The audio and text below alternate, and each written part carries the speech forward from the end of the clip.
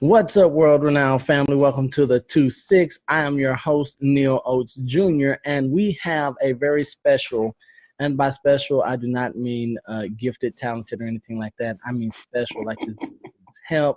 We have a special guest in the house, Alex Albarran. I don't even know why I agreed to do this. This is gonna be 26 because minutes of you you love just me. Hold on, me. wait, dude, don't jump, don't beat me up yet. Alex Albarran, CEO and founder of Albarran Sports Group, CEO and founder of Unstung Media, and former CEO of Slim Pickens Meals because he was ousted by the board. They no longer wanted him as their head of business because they said, you're Slim Pickens, but you don't know anything about meals. What's up, sir? How you doing today? Doing well. Excited to be on the show. All right. So the way this is going to work, 26 minutes of uninterrupted, uncut, unedited interview, and we're going to get ready to rock and roll. You ready, sir? Yes, sir. All right. You are now on the clock. So first of all, thank you for doing this with me. I do want to let people know that they're going to get 26 minutes, but I've just had to endure 20 minutes of Alex trying to get ready. You're looking very well just technical shaven, issues. sir. Wait, technical issues. Thank you. Yeah. After that, just technical issues. Yeah. No, so you look well shaven. Go ahead. Did you shave today? I just shaved just for this show. I didn't even know that you shaved, sir. So I do appreciate that. So once a month. Mm-hmm. I do want to jump in and just let people know, I've already told them who you are and a little bit about what you do, but could you give us a brief snippet just about who Alex Albarran is and what it is that you do, have done, or are doing in the future?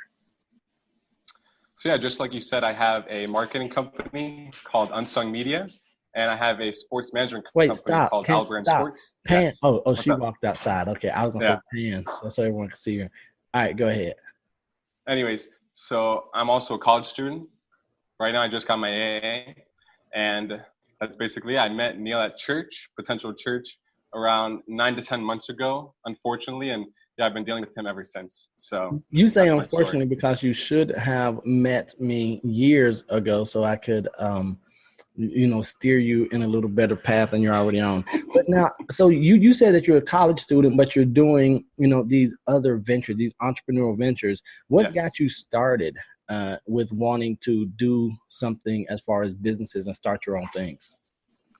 So the funny thing is the first business I actually started was when I was 18, coming out of high school. Okay, stop. Literally, you say when you were 18. Let's tell the people how old you are right now so they can have some perspective because they may think that you're 18 right now, but you're so much older than 18. Go ahead. So much. I'm 20. Okay. So when you say 18, we're talking a year and a half, 2 years ago. A solid 2 years. A solid 2 years. And so a lot of what we're going to talk about is what has happened in the 2 years and just a little bit before. Right. Okay. Yes. So now that we have that framework, go ahead. Yeah. So I was 18. It was the July after I graduated high school, the month before in June. And a family friend asked me if I can cook healthy food for them, healthy meals. And I cooked meals for them and then more people and then more family and friends. And then that's basically how I started the business. I don't like cooking. That's why I really stopped that business because it wasn't my passion. I didn't love doing it, but it was still a great experience and a great way to get involved in business at a young age. So as far as you said good experience, what was one of the, I guess, best lessons you learned while you were operating Slim Pickens? The biggest lesson I learned is that you have to invest back into the business in terms of marketing because I really didn't know exactly, how to structure my marketing, whether I should do Facebook ads or set up a referral program, email marketing. I really didn't have any idea. It was just all word of mouth and referrals. And it got to a certain point where I literally had 0 meals 1 week, no meals to make. So that wasn't good. So I really had to go and basically figure out exactly how I should get customers and how I should invest the money back into the business. And, it went back up and it was, a roller coaster of revenue. But in the end, that was probably the biggest lesson I learned is that you just have to really see if this is the business that you want to pursue for the rest of your life, then you need to invest into it, especially in the marketing. Okay, so when you decided, so pretty much Slim Pickens just came about, I don't want to say by accident, but it's not something that you were initially looking, that you started the business No. and then went looking for customers. You had some customers and then you grew into a business, correct?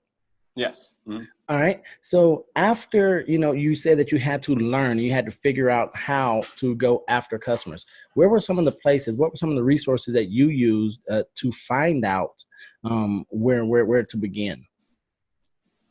So I just read a lot of any type of marketing book I could find at Barnes and Nobles, and books by Gary Vee, Ryan Holiday, just on every aspect of marketing, whether it be content marketing, social media marketing, paid advertising, PR, just to learn everything I could about marketing.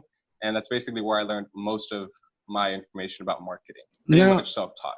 Now, from the learning for the Slim Pickens, and I know that you started feeling, more in tune with the marketing side of it. So when you went to learn as far as how to, market your business, did that Mhm. have anything to do with the birth of Unstung Media? Oh, definitely, because I felt that my strong suit wasn't cooking. I wouldn't say my meals were bad, but I'm not going to say I had chef quality food, to be Hey, honest with time you. out, time It, out. So yeah, did you get anyone sick? Did anyone get E. coli, Ebola, epilepsy, whatever you can get from your food? as as of today, and maybe, maybe not. I don't know. You It could supposed to have say happened. It's no. You supposed to possible. say no, man. I can't. Who knows? It might have happened. I personally don't know. So I would have to say probably not. Okay. Yeah. As legal counsel for Slim Pickens Meals, I do want to say that we did not close the business because of We um did not. That is true. We the did not. FDA. This guy right here, man. We're gonna have you in front of my hundreds of thousands. I mean, my 15 viewers, and you're gonna say you don't know. If any of you guys order from Slim Pickens, I apologize. And if you think you had the flu or something, you guys can find Alex Albarran at 555-5555. Okay, No, I so mean, to be honest with you, that's really the reality of a food business is people are going to get sick. It's just the way it is. If you're making, I was making thousands of meals, literally thousands of meals. So thousands. there's definitely going to be one person that has something in their food. So that's the thing. It's just a part of the business. I can't lie and say no. Well, don't be super honest. Just don't not lie. Okay, don't say no. Say next question, please. Come on. Oh my gosh. All right. So So with let's just say I don't think so. I don't think so. But anyways, probably not. probably not. All right. Yeah. All right, people. See what you just saw here was live coaching, and this is the way life really happens when you have someone who is too honest. He's just too honest for his own good. So let me ask you, Alex, what has been Mhm. your motivation, even going through school? Because you say you're still a college student, you just got your Mhm. associates. So what's been your Yep. motivation to continue this entrepreneurial track and not just say, all right, I'm just going to be a student and I'm going to get allowances from my parents? Gotcha. So first of all, I just don't like having a boss. Simply Mm. put, I was a basketball scorekeeper in high school, and I had a few good bosses, a few bad bosses, but I just don't like somebody not only being able to tell me what to do, but then basically having control of my fate and my future to where I can get fired tomorrow for no reason. And even if it's not my fault, I have no control over what I'm getting paid and exactly what type of raises I'm going to get. So for me, it's just there's no way I'm going to invest as much time and work as hard as I need to if I'm working for somebody else and building their brand. Now, So may that's I may I probably may the I main reason. interject right there for a moment, sir? Yes. I know you Hmm. say you don't like boss, you don't like being told what to do. Just question, just can I get personal for a moment? Yeah, sure. Girlfriend, or are you single? Right. It's complicated. I would Oh, have to say yeah, it's come complicated. It's now. complicated. Would the person who is complicated with, would they say you have a girlfriend or that you're single? You'd have to ask them. It's complicated. It's one of those things. Really? Because I looked at your Facebook bio, man, and Facebook says that you're single.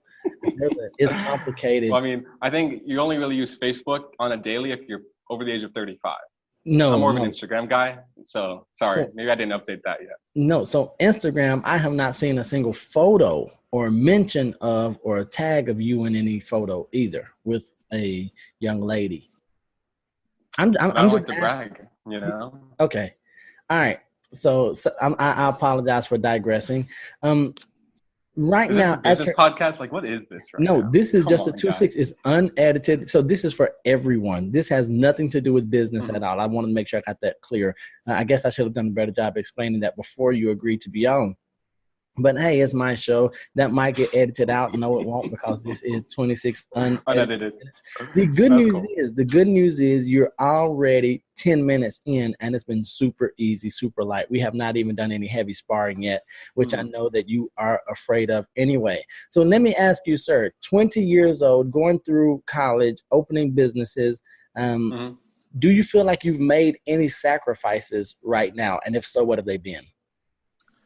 Definitely. I would say number one would be the amount of time I get to spend with friends, because my priority list in life has to do with family, business, staying healthy, church, and that's basically it. So anything else that's not on my top 4 or 5 list really doesn't get that much time. I mean, I still have friends that I talk on the phone with and things like that, but I have missed a lot of parties and get-togethers due to, having family, church, work, and all of that combined with school.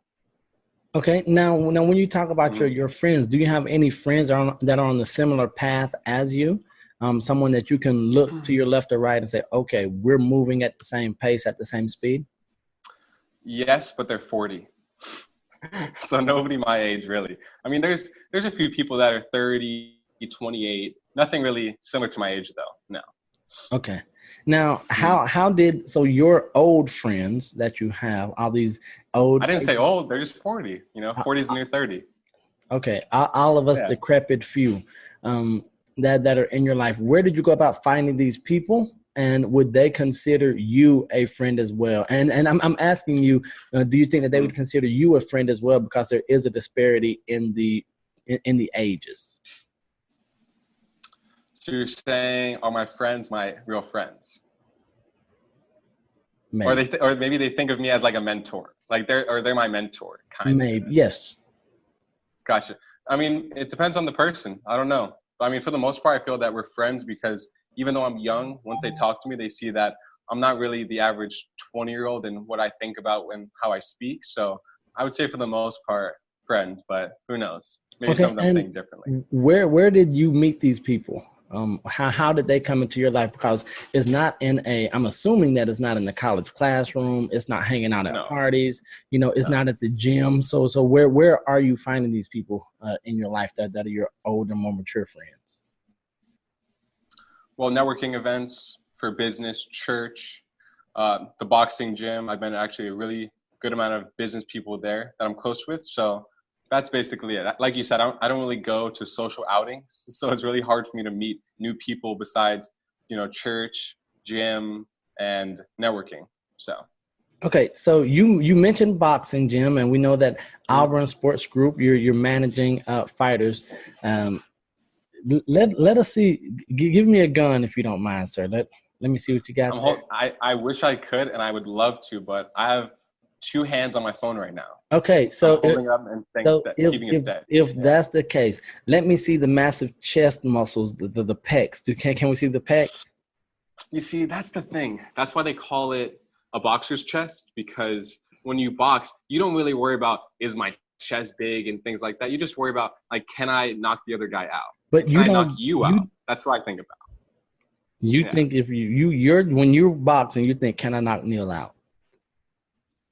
I mean, no, I'm not thinking can I. I mean, I could. So it's not really more of a question. Right. It's just a statement. Just a statement. All right. So you're not going to show the people any guns, no muscles, no pecs, no chest jump, nothing? We get nothing? I got some shirtless pics on my Instagram. Yeah. If they want to check out my Instagram, I got some pics there. Okay. Instagram. What's your Instagram, sir? It's at Alex C. Alba. Alex C. Alba, ALBA. All right. So that's for those of you who want to follow this young man. I follow him just so I can mock him and make fun of his photos and all of his posts. Now, Alex, who are some of your role models, sir? Uh-oh. Did you hear me? I mean, I guess you could say, yeah. Oh, there was a long pause there. Yeah. I definitely have to think about it. I don't really think about it too much like that. I mean, I would say my dad, of course, because he's been through a lot and he's really, on the up and up in life, and he's gone through a lot of ups and downs in his childhood and even in adult life. So I think just with his perseverance and dedication to being a father, dad, and besides that, not too many. I mean, Okay. maybe they're role models, but maybe I don't think of them like that. All right. Let me ask you a question. Have you told your dad that he's your role model? Yeah, like once or twice. Wait, I'm sorry? Not an affectionate way.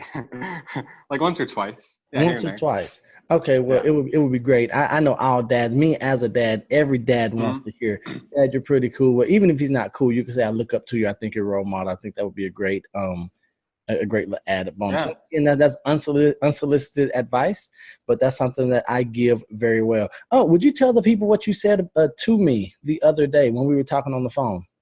Do you recall? After you said that I was handsome, that I was intelligent, and you said, you know what, Neal, you're always right. And then you said, maybe not always, but you're the majority of the time you're right. Do you recall saying that? Did I say that? I don't. I do you have the tape on that? I don't really. Do you have a recording of it? I don't really. As a matter of fact, I do record. So this is something that people will find out now. I record every phone call that is made, even though that it is illegal. So I will be adding that audio to this call right here. To this video. So you guys will hear that in a moment. Wait, do you have it right now? No, I don't have it right now. Because my phone is here. Gotcha. So I'm going to put it when the video plays back. Wait, just wait. And that was the audio of Alex Albarran, everyone, saying that I am greatest, that I'm always right. All right. So what I said was what I said about Neal was when you're right, you're right. He always has a lot of great advice for me. So I will say that Neal is definitely a solid advice giver. I'm role model. Yeah, I guess you could maybe say that. I would maybe say advice giver. Is that a word? I think it is now. All right. So a few months ago, I was on your podcast, and we started talking about legacy. And this was a big... Wait, hold on. By the way, I'm off the boat. I'm not changing it. So, yeah. You're not changing your last name. Okay. I named my new company Albarran.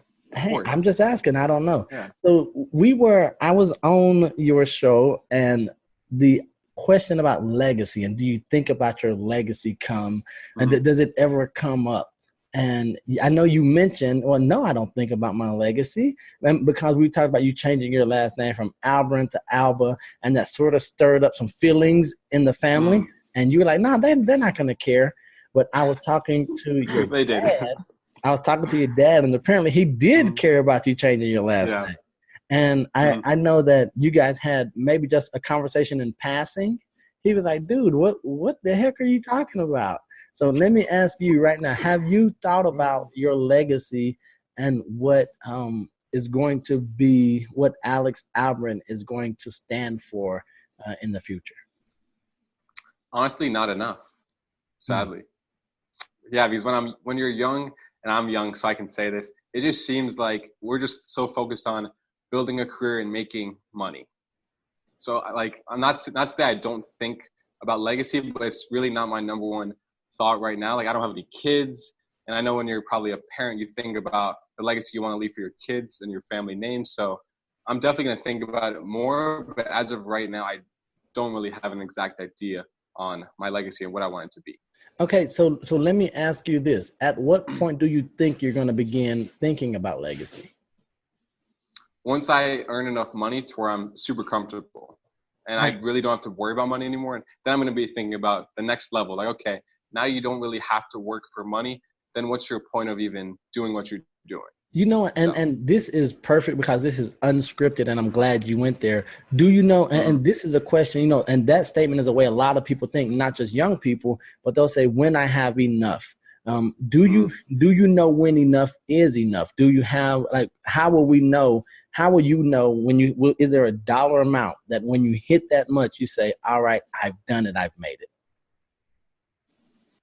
I mean, we all have a certain number. No, do you know your millions of dollars even? Yeah, I do. Hold on. Yeah. Okay. Now, because if it's the money, because something that my wife and we found out, and we are just a bit older than you. She stopped working in May. She quit her job where she had been working for a number of years and started her own business. And like for instance, today we were at the beach for 3 hours on a Friday, right? So that was cool. But we have missed her income. But then we came back, and as we were walking on the beach today with maybe 6 or 7 other people on the beach, we said, "This is what life is about," right? And something that you said was, well, when we get enough, when I don't have to worry about money.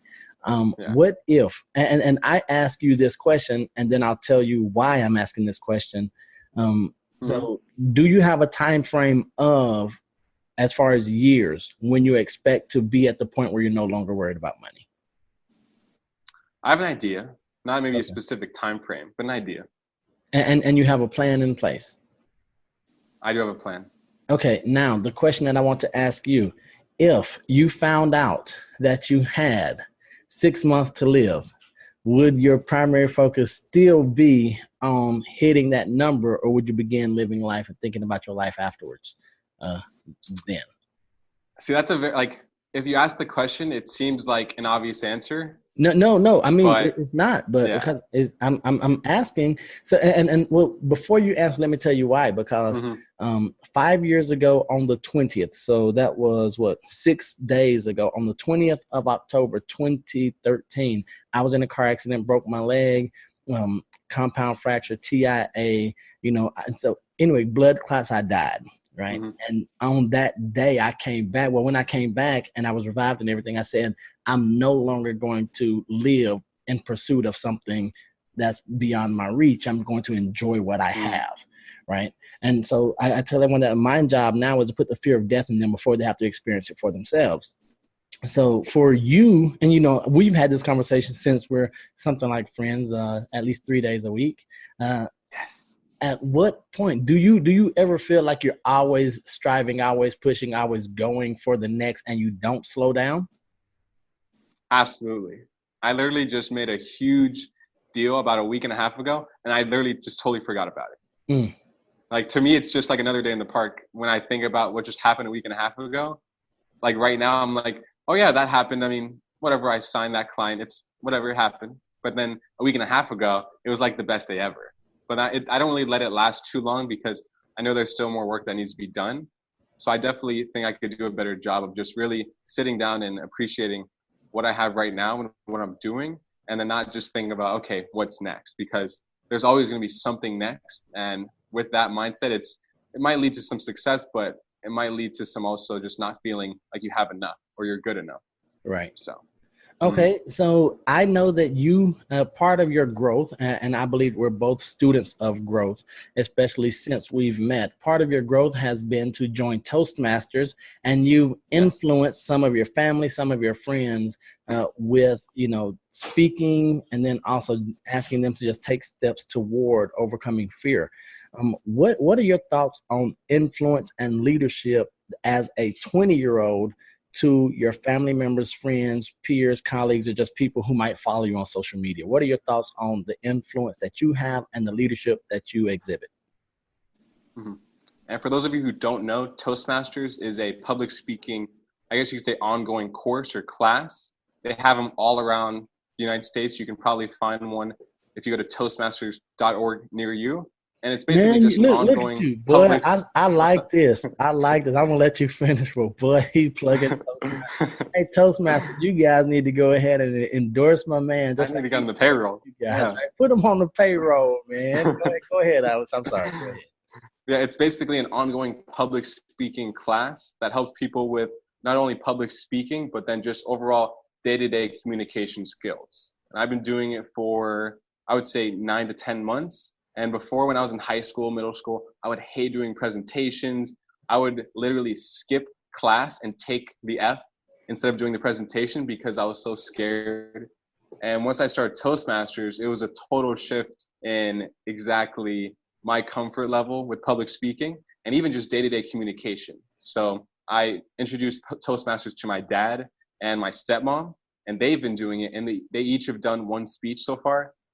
And neither of them are really that comfortable with public speaking. but they've taken what they've learned in Toastmasters into their work setting, which is really what it's all about. So yeah, Toastmasters has probably been one of the most impactful things in my life so far.